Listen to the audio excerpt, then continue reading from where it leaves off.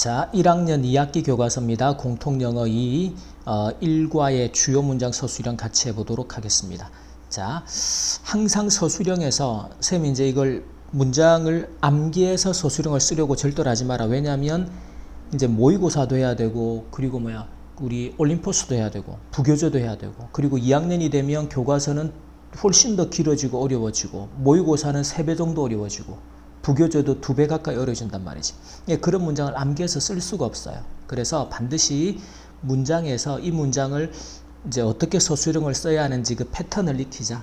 그 첫 번째가 뭐다? 반드시 어순 판단, 즉 주어 동사 중심으로. 물론 그리고 나서 이 주어 자리 뒤에 나오는 수식 구조를 판단하는 게 상당히 중요하죠. 이번 1과의 문법 주제인 명사, 수식, 분사라는 게 바로 그 대표적인 명사, 수식 구조 중에 하나일 테고, 그리고 이제 동사를 보게 되면 기본적으로 동사의 시제, 그 다음에 동사의 어법을 기억해라. 즉, 이 동사가 뒤에 어떤 모양을 데리고 나와야 하는지 그 어법에 강해져야 시험 영어에 강해진다라고 했던 거 꼭 기억합니다. 오케이?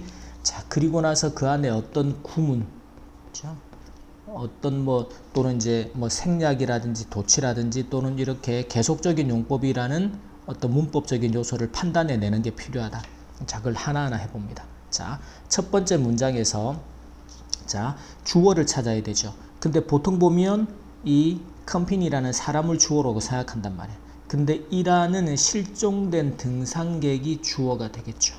그러면 앞에 붙는 이런 구조를 보자마자 명사는 수식 구조가 실종된 등산객인데 이런 이름을 가진 등산객이, 그럼 이게 뭐가 된다? 과거분사 수식 구조가 돼요. named. 이런 이름을 가진 뒤에 사람 이름이 나오겠죠. 자, 그 다음에 동사는 발견되었다. 자, 그러면 첫 번째. 자, 발견되었다니까 시제는 과거가 될 겁니다. 근데 발견한 게 아니고 발견되다니까 뭐가 된다? 수동이 돼야 되겠죠. 이 정도는 기본적으로 판단해야 된단 말이야. 그래서 was found. 물론 지금은 was found라고 제시가 되어 있지만 이게 사실은 find라는 동사 형태로 주고 어형을 변화해라 하더라도 여러분은 그러니까 제시된 단어를 지워가면서 서술형을 쓰지 말라는 게, 한국말 구조에서 이게 지금 동사의 시제, 이게 발견되었다 과거인데 발견된 거니까 수동태 형태로 써야겠구나. 그러면 실수 안 한단 말이에요. 근데 보고 쓰니까 실수하죠.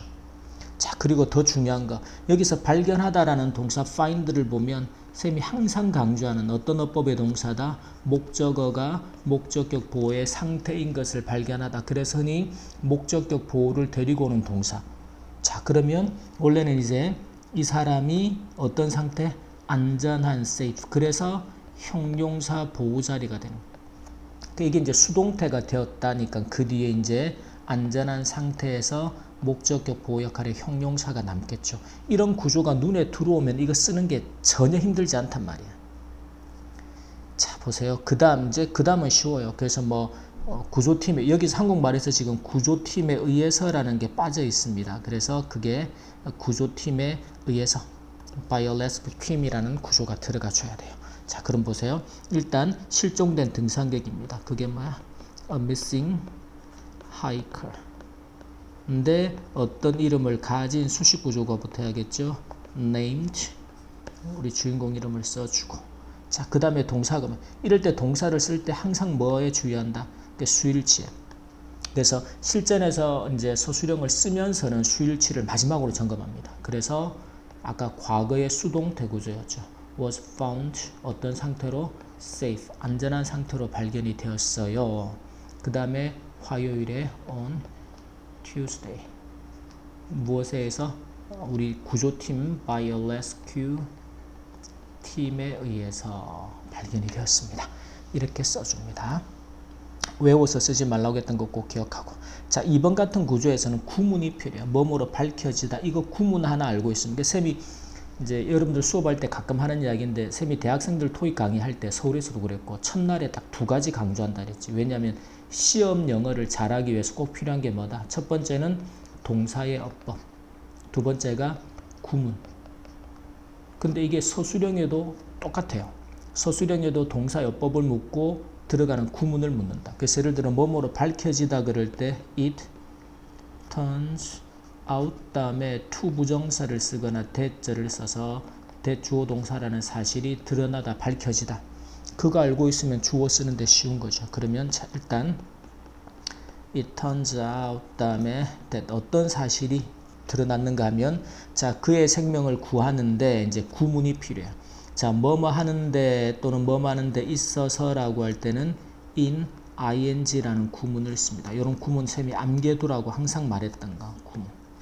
자, 그 다음에 한 장의 사진이 주어겠죠. 중요한 역할을 하다. 여기서도 중요한 역할을 하다. 우리가 어떤 역할을 하다라고 할 때 play a role이라는 표현을 써요. 역할을 하다. 근데 여기서 중요한 역할을 했으니까 그 앞에 중요한 important 같은 것도 괜찮지만 key라는 단어가 중요한, 주요한이에요. 그래서 play a key role이라는 표현을 쓰게 됩니다. 자, 이런 표현들은 이제 공부하면서 덩어리로 암기해두면 이건 이미 여러분들이 의미단위 학습하면서 다 구문으로 암기가 돼 있어야 되죠. 그러면 쉬운 거야. 그러면 자, 한 장의 사진이죠. 포토가.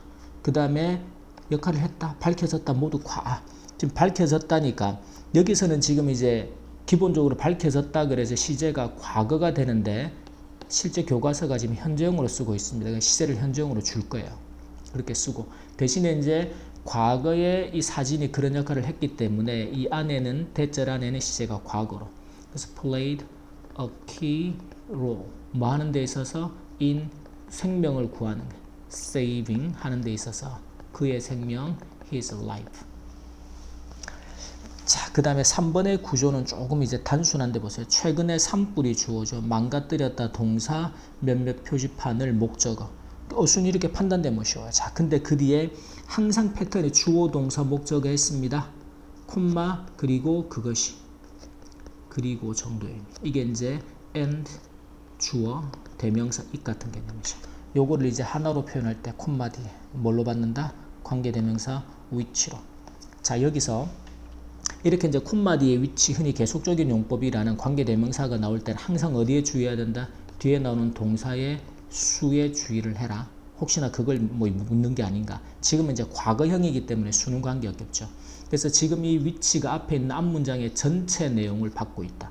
요걸 보면서도 이게 그것이라는 게 앞문장 전체 내용을 받고 있으니까 이게 계속적인 용법의 위치를 쓰라는 유형이구나. 그런 판단을 해야 돼요. 자, 그래서 보세요. 그럼 최근에 산불이겠죠. A recent forest fire다. 그 다음에 동사는요, 파괴를 했습니다. 산불이 났고, 이제 산불이 나서 이미 이제 이렇게 우리 주인공이 이제 길을 잃게 만든 과거보다 앞서서 이제 표지판들을 이미 파괴를 했단 말이에요. 그래서 과거 완료를 쓰고 있습니다. 표지판이 사인이에요. 그리고 그것이 콤마 which 요거처럼.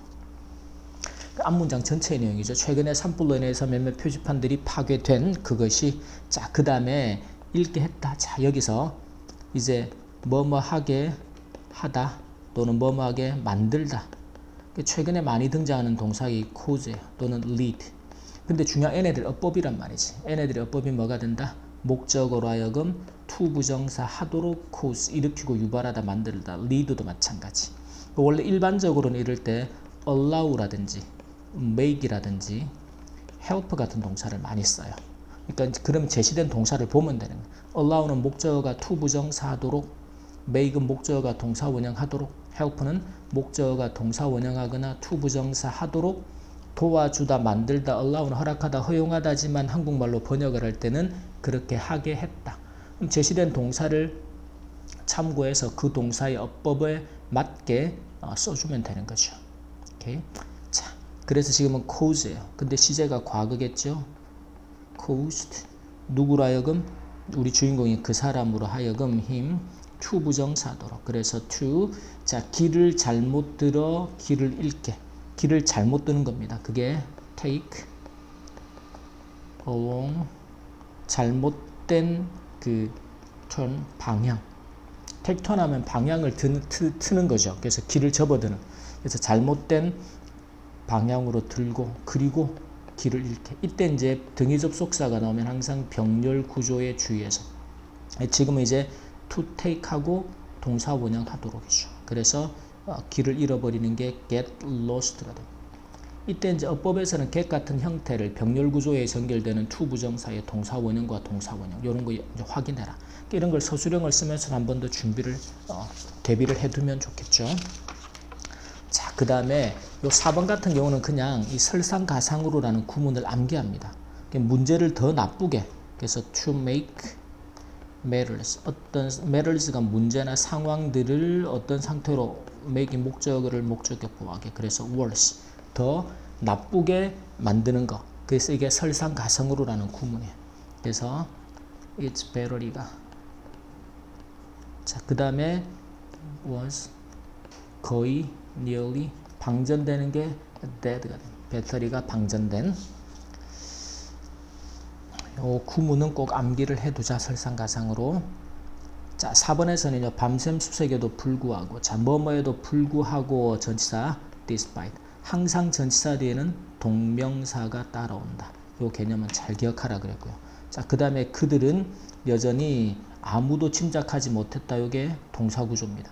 자, 그러면 여기서 짐작하지 못하다라고 할 때 우리가 뭐 I don't know 모르겠다 이런 구문도 쓰지만 자 have any 여기서 이제 부정문이 앞에 나올 겁니다. idea 어떠한 생각도 없었다. don't 예를 들면 그래서 부정문 뒤에 any가 나와요. 그래서 어떠한 생각도 없었다. 그러니까 아무도 짐작하지 못했다. 몰랐다라는 소리입니다. 자, 그럼 일단 자 despite 그 다음에 밤샘 수색을 했음에도 수색하는 게 뭐예요? search라는 단어. 그래서 search 수색을 했습니다. 어디로? 이제 밤샘 밤을 세워서 그게 through the night. 이 through라는 전치사는 통과하고 관통하는 거야. 그래서 밤을 통과해서 밤을 지내서 searching 조사를 했음에도 수색했음에도 불구하고 자 그들은 이제 rescue 팀이 되겠죠. 여전히 still 몰랐다 과거겠죠. didn't have any idea인데 자 그 다음에 뭐에 대한 건가 하면 어디에 있는지 자 여기서 이제 의문사 where가 나오게 됩니다. 자 그럼 이때 where 항상 이럴 때는 접속사 주어 동사 어순을 기억하자. 그래서 우리 주인공인 company was 어디에 있는지 시제는 당연히 과거가 돼야 되겠죠. 자 여기까지가 이제 본문 1과의 첫 번째 파트인데 크게 어려울 게 없지만 이게 되게 어렵게 느껴지는 친구들이 많단 말이에요. 의외로. 왜냐하면 서술형을 중학교 때부터 계속 암기해서 써왔기 때문에 그래요. 반드시 여러분 스스로 어순 판단할 수 있는 능력, 그 안에 수식 구조 같은 거를 판단해내는 능력, 또 그 안에 구문을 비롯해 동사의 어법을 적용하는 거, 이건 이제 굳이 좀 필요하다면 암기가 필요한 영역이겠죠. 이런 것들이 좀 중학교 때 미리 갖춰지고서 이제 어순과 구조를 판단하는 힘을 조금만 길러도 지금 현재 고등학교 시험이 상당히 쉬워져 있기 때문에 서술형이 충분히 무기가 될 수 있단 말이에요. 그래서 여러분이 지금 학습을 하면서도 암기해서 쓰려고 하지 말고 반드시 어순 판단, 구조 판단, 그리고 구문과 어법을 암기하고 적용하는 거. 그 패턴을 잘 익혀두면 다음 시험, 2학년 시험을 갈수록 서술형이 점점 더 쉬워지면서 여러분의 점수를 만드는 무기가 되도록 만들 수 있다는 거 꼭 기억합니다. 자, 여기까지 우리 공통영어 이 1과 본문 주요 문장 서술형 첫 번째 파트 수업 마치겠습니다.